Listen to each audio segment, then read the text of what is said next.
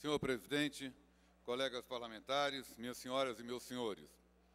O discurso de hoje, senhor presidente, era para ter sido feito ontem, na sessão solene do Dia Internacional da Mulher. Não pude fazê-lo, porque a informação que me deram é que feria as regras regimentais desta casa. Faço hoje, portanto, em homenagem às mulheres, a todas as mulheres, eu quero reverenciar aquelas que exercem com respeito e coragem a sua cidadania, a sua independência, o seu senso de justiça, de autonomia, de liberdade. E farei isso, nobres colegas deputados estaduais, dando a palavra a uma jornalista séria e brilhante, que nasceu goiana e se transformou tocantinense, quando para aqui mudou-se na inauguração do nosso Estado. Falo da jornalista Roberta Tum, responsável pelo site noticioso T1, que escreveu no final da semana passada um editorial que deve ser inserido nos anais desta casa, porque retrata com uma fidelidade incomum, com uma coragem assombrosa, o papel fundamental da mulher, ciente das suas obrigações cidadãs e dos seus deveres democráticos. Incômodas Verdades é o título do editorial que merece ser lido, relido e refletido. Uma aula de cidadania da jornalista Roberta Tum, a quem reverencio e aplaudo. Abro aspas, senhor presidente, para o que escreveu a jornalista. O desfile de ambulâncias financiadas com recursos do Banco do Brasil e que serão pagas na próxima gestão dá bem o tom pré-eleitoral, vindo de quem criticou o ex-governador Carlos Garguim por expor máquinas em frente à Avenida Teotônio Segurado em 2010 e moveu a ação contra ele por isso, parece um despropósito. É a memória curta que favorece a repetição de práticas até bem pouco tempo condenadas como eleitoreiras. Mas vamos adiante. Anúncio de obras que não saem das placas. A exemplo do Hospital Regional de Gurupi, eternamente esperando o fim das chuvas para que a empresa se mobilize. É coisa comum. Lá a população deu azar de ter sido agraciada por emenda da senadora Cátia Abreu, quando a mesma ainda estava no grupo de apoio ao governo. Ontem observamos outro fato. As fotos da rodovia TO-130, na região de Ponte Alta Santa Teresa, onde o asfalto cedeu antes mesmo do trecho ser entregue e entrar em uso pela população. O problema é o dinheiro jogado fora com obra mal feita. Afinal, aquele trecho terá que ser todo refeito. Nesta sexta-feira, dia 7, a agenda também não é positiva na educação, que não consegue pagar seus contratos temporários. Professores, merendeira e vigias, que fazem a segurança de escolas, amargam dura espera. O que se escuta é que o Estado está quebrado, não consegue cumprir todos os compromissos com o pessoal, trabalhando com uma folha acima do limite da irresponsabilidade. Prioriza, então, o custeio da dívida, porque é com dinheiro emprestado e que será pago nos próximos longos anos pelo contribuinte, que fará bonito na campanha eleitoral. E dá-lhe lançar estradas, pontes e comprar máquinas e tratores para o PAN, com um detalhe. De um lado do balcão, a empresa que vende é da família do agente público que, do outro lado, recebe e administra as máquinas. Nada que o governo avalie como ilegal, pelo visto. Quanto à questão moral, aí já são outros 500.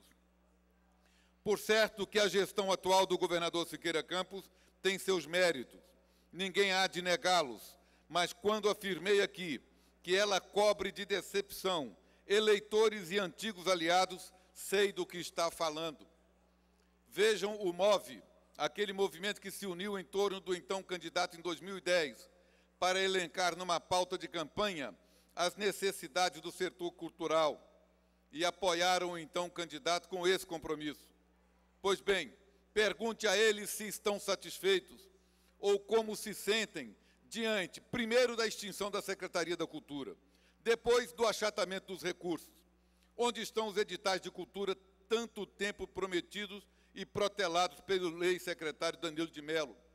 Onde está o acervo da Fundação Cultural, como as bonecas Carajás, discos e livros patrocinados, quadras e peças de capim dourado que faziam parte do estoque da loja de cultura, também desativada junto com todo o trabalho da Fundação Cultural.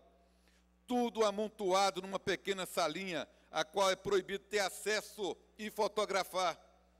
Há pouco mais de 10 dias, um outro golpe.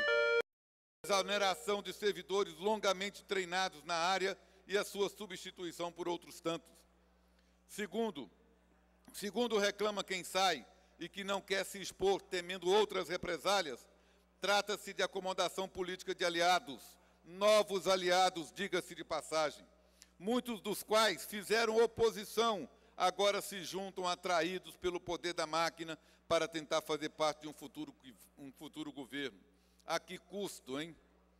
Mas a herança nefasta que a nova secretária da pasta da Educação e Cultura recebeu é bem maior do que parece, maquiada nas propagandas das novas escolas de tempo integral. São dívidas acumuladas ao longo dos últimos 2 anos. Gastou-se demais e o ex-secretário saiu sem pagar fornecedores. 2 minutos, Dívida deputado. do governo. Obrigado, senhor presidente. Dívida do governo, e não dele, obviamente. Ela se contrapõe, no entanto, a compras antecipadas para beneficiar amigos, pegando carona em atas. Basta dar uma olhada no depósito da SEDUC, que fica nos fundos do Colégio Militar, mais conhecido pelos próprios funcionários da pasta como o Cebozão. Lá se acumula mobiliário adquirido antes da hora para escolas que ainda nem foram construídas. E qual o problema nisso? Podem questionar os governistas de plantão. Nenhum, se a aquisição fosse a mais legal e transparente possível, se houvesse a necessidade premente para justificá-la e se estivessem minimamente acomodados para esperar que as obras sejam concluídas.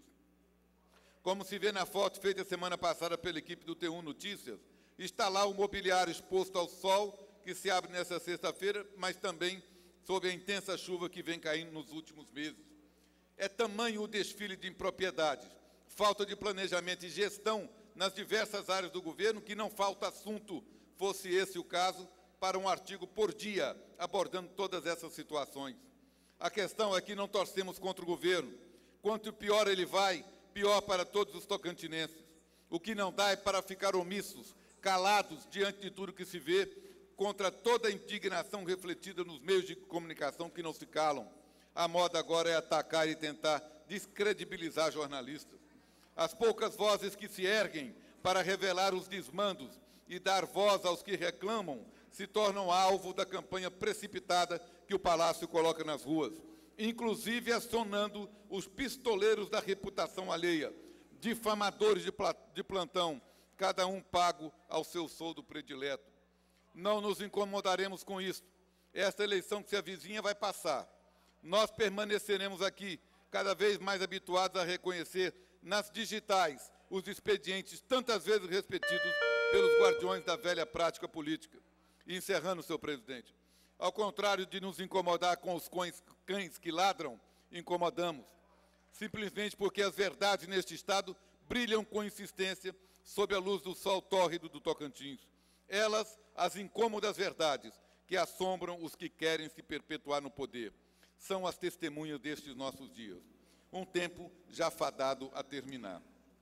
Fecho aspas, senhor presidente, colegas parlamentares, minhas senhoras e meus senhores, um tempo já fadado a terminar. Vossa A frase de Excelência, encerramento do deputado. editorial da jornalista Roberta Tum diz tudo.